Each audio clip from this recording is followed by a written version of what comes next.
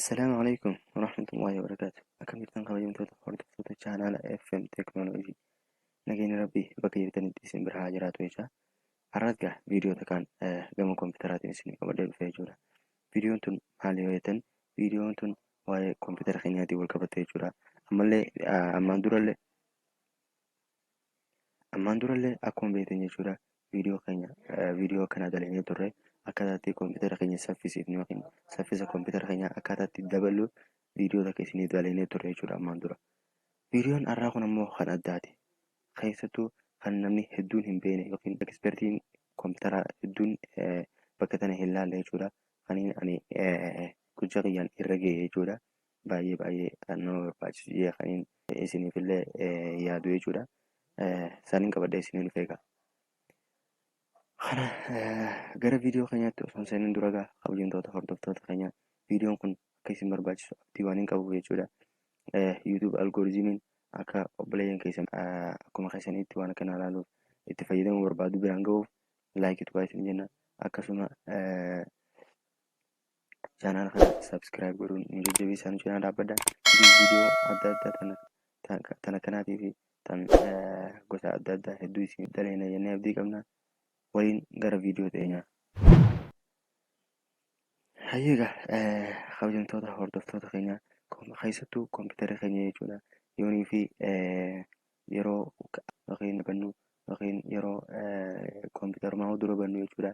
Baay'ee lood godhuudhaan yookiin suuta biizii ta'uudhaan suuta kan banamu yoo ta'e akkasuma gizee cufnullee yoo dafee hin cufamne yookiin suuta cufamu ta'e jechuudha.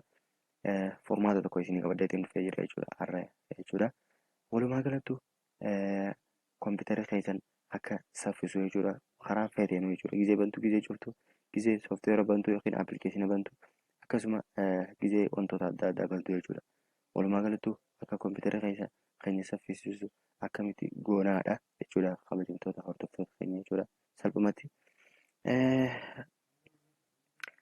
Amma egaa kanarra geessuudhaaf jechuudha. Akkuma iskiriina agartan kana jechuudha. Wanni tuytan control plus shift plus disk hajoo kana gizee sadee waliin tuytan jechuudha. Fuula kana isin dhufa gaa akkuma isaan agartan kanatti jechuudha.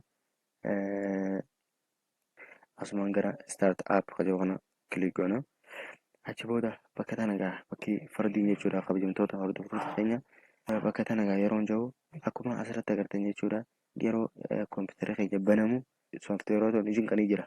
Kan nu dararan hedduu isaan kun banamuudhaan jechuudha. Isaan kana egaa warri nu dararaa jiru waan ta'eef kan diizeebil hin ta'in yookiin kan enable ta'e yookiin kan dalagaa jiru jechuudha. San diizeebil goona yookiin kan dalagne goonaa jechuudha. Fakkeenyaaf amma F-lax yookiin dalagaa jira waan ta'eef kilikiin godhaa. Asumaan jala gabbee diizeebiliin jaanii jechuudha. Amma diizeebil ta'e akkuma agartan kana jechuudha. Google Chromeenis akkuma asirratti agartan enable ta'ee jira jechuudha. Isaas ni cufa. Kilik gizeen godha booda asitti diizeebil hajoo kana gizeen tuqee diizeebil godhee jechuudha. Isaas dhaamse. Akkasuma Microsoft OneDrive hajoo kanaas ni cufaa jechuudha.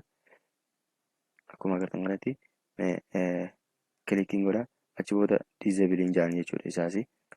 Akkasuma kun akkuma asirratti agartan kanatti jechuudha.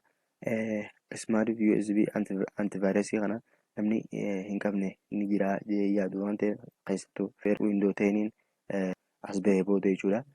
Namni sooftiweera kana hin qabne yookiin aappilikeeshina kana hin qabne ni jira jedhee yaadu waan ta'eef kunis akkuma namayyuu beeku jechuudha. Gizee koompitara keenya banamu ni banama. Pop-up ta'e yookiin ol bahee iskiriinaatti mul'ata jechuudha. Kana egaa kana wanni nu dararaa ture jechuudha. Amma durattis jechuudha. Kilik goona egaa isaasi. Achi booda diizeebil goonaa jechuudha. Kabajamtoota hordoftoota keenya. Amma akkuma asirratti agartan kana jechuudha. Guutuutu diizeebil ta'ee jira jechuudha. Akkuma ijaan agartan kanatti. Akkuma isaan asin agartan kanatti guutuutu diizeebil ta'ee jira jechuudha.